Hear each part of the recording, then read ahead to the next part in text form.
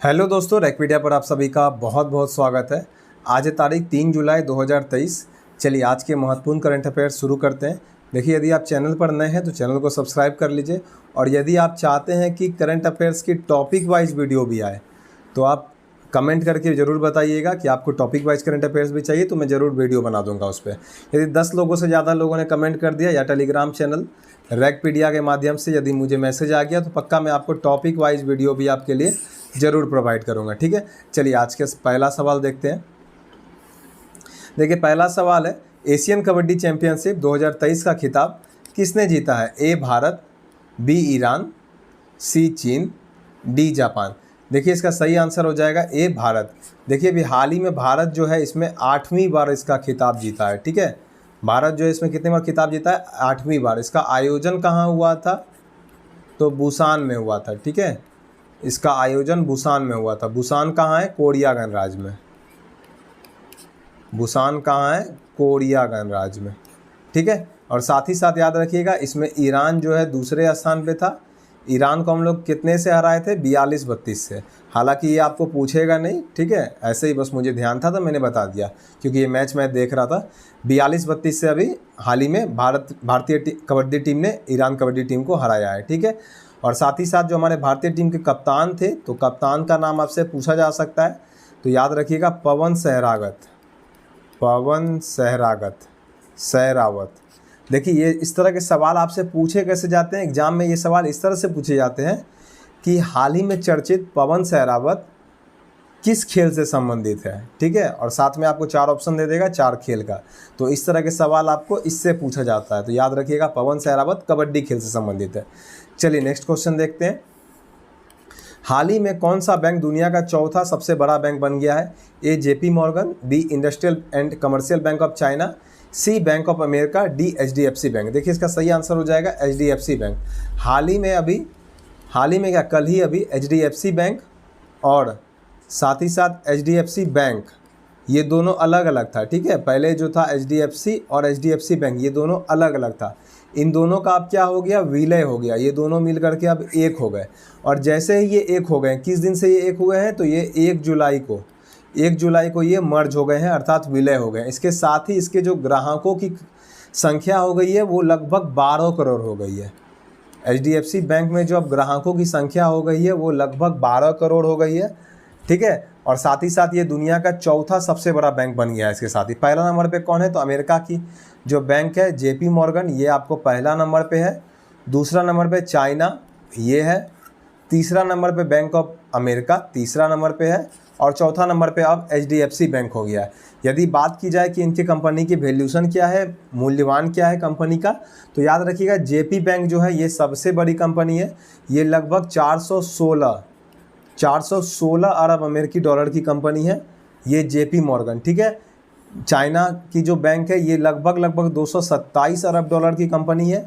Bank of America जो है लगभग 226 अरब अमेरिकी डॉलर की है। और जो एचडीएफसी बैंक है जो अभी हाल ही में चौथा बना है, ये 172 अरब अमेरिकी डॉलर का कंपनी अब बन गया है। चलिए नेक्स्ट क्वेश्चन देखते हैं। 1 लाख करोड़ रुपये का बाजार पूंजीकरण हासिल करने वाली पहली भारतीय एयरलाइन कौन बनी है? A SpiceJet, B Air India, C Vistara, D IndiGo airline. देखिए, इसका सही आंसर हो जाएगा इंडिगो एयरलाइन। इसका हेडक्वार्टर अगर बात किया जाए, इंडिगो एयरलाइन का हेडक्वार्टर कहाँ है? तो याद रखिएगा इसका हेडक्वार्टर गुरुग्राम में है। इसका हेडक्वार्टर कहाँ है? गुरुग्राम में है। गुरुग्राम कहाँ है? तो हरियाणा में है। चलिए नेक्स्ट क्वेश्चन देखते हैं। हाल ही में जारी फीफा रैंकिंग में भारतीय पुरुष फुटबॉल टीम की रैंक क्या है? ए 99, बी 100, सी 102, डी 103वां। देखिए, इसका सही आंसर हो जाएगा 100वां। एक रैंक हम लोग अभी इसमें हाल ही में एक रैंक अच्छा हुआ है। इससे पहले जो रैंक था वो 101वां था। ठीक है, अब जो रैंक है वो 100वां रैंक है। ठीक है, फीफा की अगर बात की जाए, फीफा का स्थापना कब हुआ था? तो ध्यान रखिएगा इसका स्थापना हुआ था 1904 में। और हेडक्वार्टर कहाँ है? तो याद रखिएगा इसका हेडक्वार्टर है ज्यूरिच में। ज्यूरिच कहाँ है?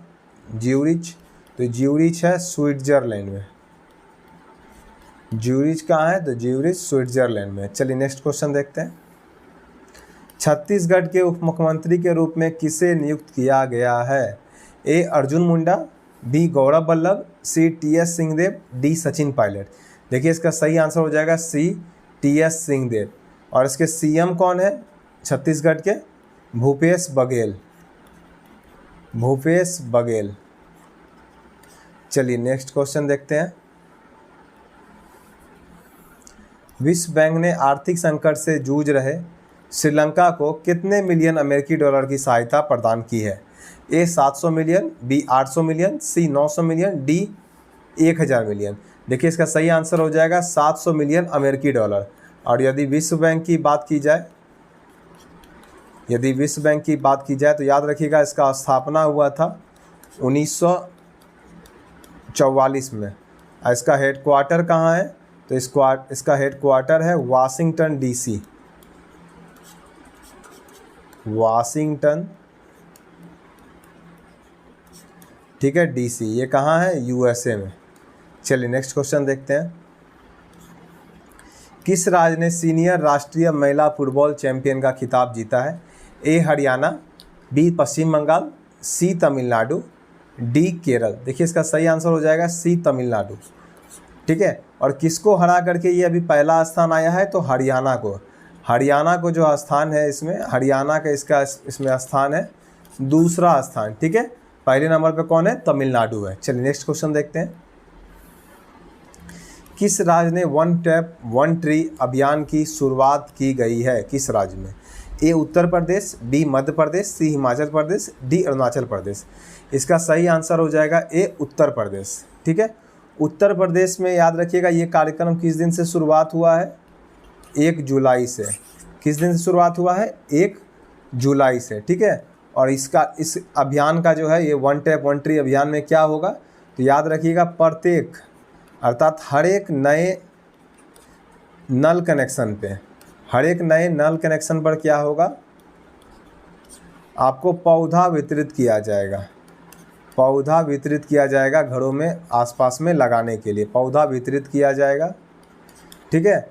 और साथ ही साथ याद रखिएगा ये पौधा वितरित किया जाएगा और ये किस क्षेत्र के लिए है? तो ये सिर्फ और सिर्फ ग्रामीण क्षेत्रों के लिए किया गया है। ग्रामीण क्षेत्रों में विकास भी हो और साथ साथ हरित विकास भी हो, अर्थात पेड़ पौधे भी ज़्यादा से ज़्यादा बढ़े, इसके लिए यह शुरुआत की गई है। चलिए नेक्स्ट क्वेश्चन देखते हैं। हाल ही में एडीबी ने नीतिगत सुधारों के लिए किस देश को 50 मिलियन अमेरिकी डॉलर ऋण की मंजूरी दी है, अर्थात लोन देने का फैसला किया है? ए श्रीलंका, बी नेपाल, सी पाकिस्तान, डी बांग्लादेश। देखिए सही आंसर हो जाएगा बी नेपाल, ठीक है। नेपाल को अभी एडीबी बैंक ने, एडीबी बैंक का फुल फॉर्म क्या होता है? एशियन डेवलपमेंट बैंक, ठीक है, एशियन डेवलपमेंट बैंक।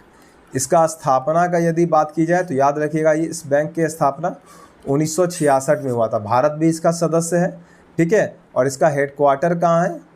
तो मनीला में। ये बहुत बार क्वेश्चन पूछा गया है कि एशियन डेवलपमेंट बैंक का हेडक्वार्टर या मुख्यालय कहाँ है? तो याद रखिएगा मनीला में। मनीला कहाँ है? तो मनीला है हमारा फिलीपींस में। मनीला में एक और सवाल काफ़ी ज़्यादा पूछा जाता है, वो है अंतर्राष्ट्रीय चावल अनुसंधान केंद्र, अंतर्राष्ट्रीय चावल अनुसंधान केंद्र, ठीक है। ये क्वेश्चन भी अक्सर पूछा जाता है। और अभी हाल ही में दूसरा राष्ट्रीय चावल अनुसंधान केंद्र खोला गया है, अभी हाल ही में राष्ट्रीय चावल अनुसंधान केंद्र।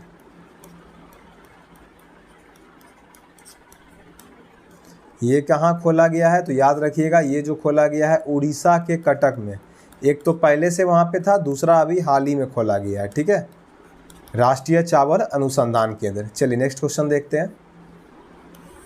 हाल ही में किस देश के सुप्रीम कोर्ट ने नस्ल आधारित कॉलेज प्रवेश को पलट दिया है? A Japan, B Korea, C France, D America. देखिए इसका सही आंसर हो जाएगा डी अमेरिका। और यदि अमेरिका में अभी हमारे देश के प्रधानमंत्री हाल ही में अभी 4 दिन पहले गए हुए थे, ठीक है। तो भारत अमेरिका के बीच में वहाँ पे नया रक्षा पहल हुआ है, भारत अमेरिका नई रक्षा पहल, जिसका नाम क्या रखा गया है? तो याद रखिएगा इंडिया यूएस एक्स, जिसको शॉर्ट में नाम रखा गया है इंडस, जिसको शॉर्ट में क्या नाम रखा गया है? इंडस और एक्स।